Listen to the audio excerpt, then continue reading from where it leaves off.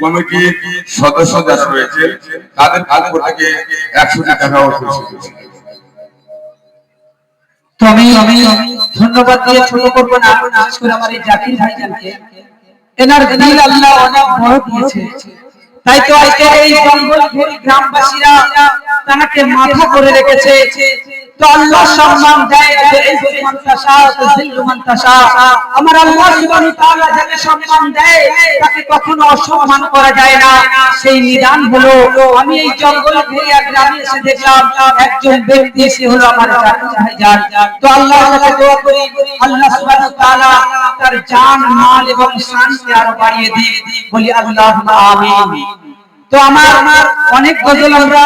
এনেছি, মাঝে একটা একটা পরে পরে গজল গাইবো। তো যেমন আছে আমার সামনে গজল, স্বামীর সেবায় পাবে জান্নাত বলেছে মোর নবী, স্বামীর সেবায় অবহেলা করেছে নারী, সে মরে পড়ে কতক তার হবে সঙ্গিনী, সে মরে পড়ে কতক তার হবে সঙ্গিনী, স্বামীর খুশিতে আল্লাহ খুশি বলেছেন নবী, অযত আমার স্বামী সোনা চেয়ে দামি, স্বামীর সেবায় পাবে জান্নাত বলেছে মোর নবী। তো এরকম ঘটনা হলো কালাম আমি আপনাদের সামনে শেয়ার করব। এখন আপনাদের সামনে গজল পরিবেশন করবে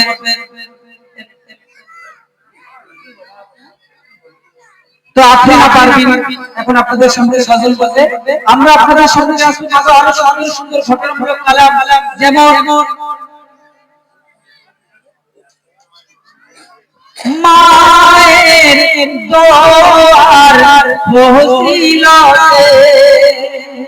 ছেলে ভালো দিন দুনিয়াতে, মা ও রেখো তলে রেখো পায়ের তলে,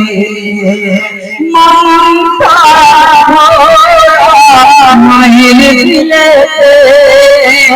শান্তি ও সুখ মাতে, মা ও আমার মা রেখো তলে রেখো পায়ের তলে। তো এরকম ঘটনামূলক কালাম আরো অনেক আছে। এখন আপনারা শুনুন আফরিনা পারভিনের কণ্ঠে তিনি সুন্দর সুন্দর ঘটনামূলক কালাম পরিবেশন, আশা করি ভালো লাগবে।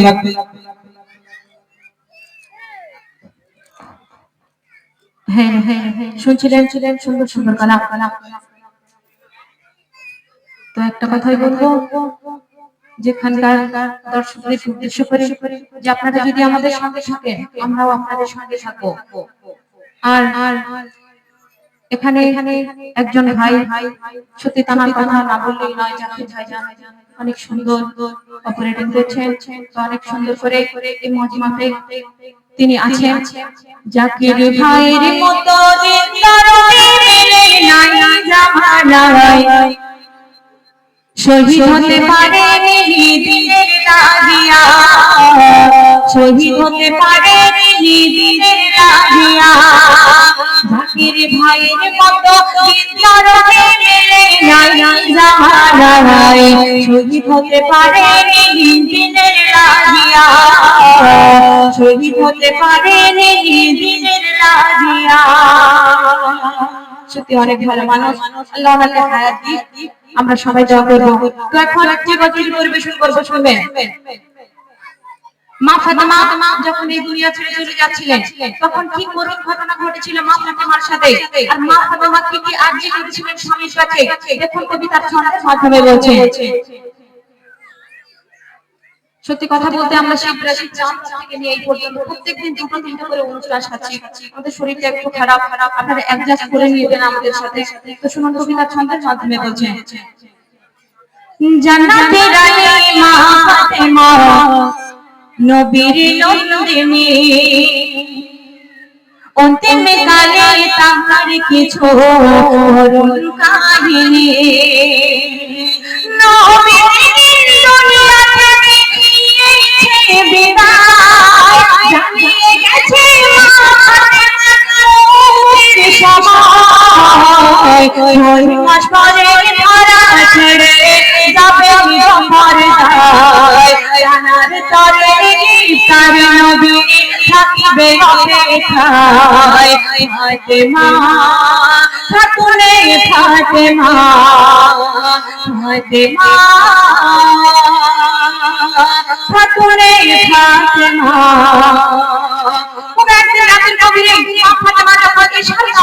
ঘুরিয়ে দিচ্ছিলেন সেই নামাজ মাটির উপরে তখন মা ফাতেমার স্বপ্নে দেখছেন তার পিতা সে মা ফাতেমাকে বলছে যে ওঠো তুমি তোমার সময় হয়ে গিয়েছে তোমাকে এই দুনিয়া থেকে এবার বিদায় নিতে হবে তখন মা ফাতেমার স্বপ্ন দেখে আল্লাহ জানকে দেখে ঘুম থেকে হঠাৎ করে চমকে উঠে গেলেন আর দেখুন কি বলছেন একই রাতের গভীরে স্বপ্নের ভিতরে মা ফাতেমার ডাকল নবী 6 মাস পরে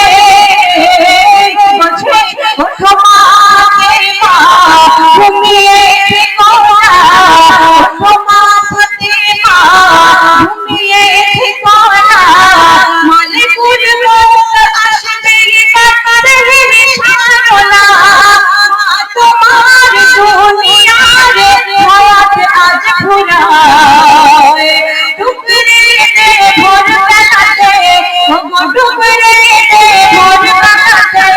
চমকে উঠে যায় আর স্বপ্ন দেখে হাসান হোসেনের জড়িয়ে চুমা খায় ফাতেমা খাতুনে ফাতেমা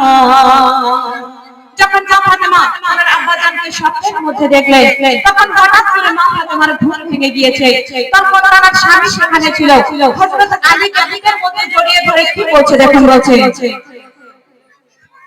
কেঁদে কয় স্বামীকে জড়িয়ে বুকেতে কেঁদে কয় স্বামীকে জড়িয়ে বুকেতে হাসান হোসেন দেখো তুমি মুখে পাতে মন মরণের পরে তোমার রবে মায়ের অভাব তারা যেন বুঝতে না পারে আর কি বলছে দিনের পরে দিও ছেড়ে শহীদি রাস্তা দাও মাথা সব ব্যথা বলছে দাও মাথা সব ব্যথা করবে নিরাময় আর শুনে গানে কেঁদে খালি তাহার বুক ভাষায় ফাতেমা খাতুনে ফাতেমা যখন হাসান হোসেনের কথা যখন বলা হয়ে গেল তখন তার স্বামীকে উদ্দেশ্য করে বলছে যে আমি যখন মারা যাব এই দুনিয়া ছেড়ে চলে যাব আমার শরীর যেন কোনো পুরুষ স্পর্শ না করে স্পর্শ করে যেন আমার শরীর যেন কোনো পুরুষ যেন না দেখে তুমি আমার খবরটাকে দিও মা ফাতেমা তার স্বামীর কাছে আরজি করে যাচ্ছেন দেখুন কবি সেই কথা বলছে দেখে নাও মধুরে রেখে দাও নজরে দেখে নাও মধুরে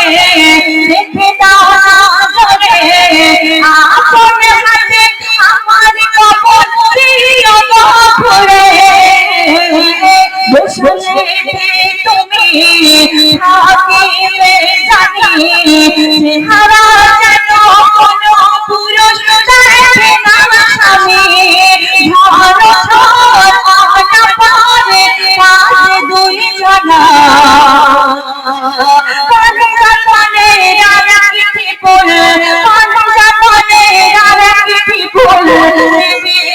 স্বামী ধরো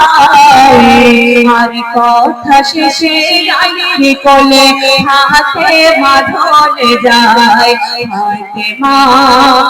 খাতুনে ফাতেমা দেখুন মা ফাতেমা যখন এই দুনিয়া ছেড়ে চলে গিয়েছিলেন তখন হযরত আলী একা হয়ে পড়েছিলেন কি করবে তার কোনো দিশা ছিল না তখন আবু জার বিদারিকে ডেকে হযরত আলী বললেন যে তুমি যাও আমার খবরটাকে খুঁজো যখন আবু জার বিদারি মা ফাতেমার খবরটাকে খুঁজছেন তখন মা ফাতেমার খবরটাকে যখন খুঁজছেন আবু জার বিদারি খবরটা বলছেন যে হে খবর তুমি কি জানো আজ তোমার মধ্যে কে আসছে তোমার মধ্যে আসছে ইমাম হাসান হোসেনের আম্মা জান তিনি জানেন যে সরদার নেই তাই আমি সাবধান কোনো বিয়াদবি করবে না তো তখন আবু জার বিদারি প্রশ্নের উত্তর কেমন ভাবে দিয়েছিলেন কবি ছোট সদাই খানের মাধ্যমে বলছেন আবু জার কবরতে বলে শ্বশুরকে আবু জার কবরতে বলে শ্বশুরকে জান্নাতে রানী নবীর পেটে রাখে শোষে ভালে করে ওরে আমলের করে জীবনকে নবীর পেটে বানা খাবার ভালে মোকাবিল করো ফিকির মা বড় দুনিয়া ইমান আমল থাকলে আশার ইমান আমল থাকলে আশার কবর হবে সহায় নইলে কবর ভাঙবে পাজর বুঝো ফাতেমা রসিলাই ফাতেমা খাতুনে ফাতেমা ফাতেমা খাতুনে ফাতেমা ফাতেমা খাতুনে ফাতেমা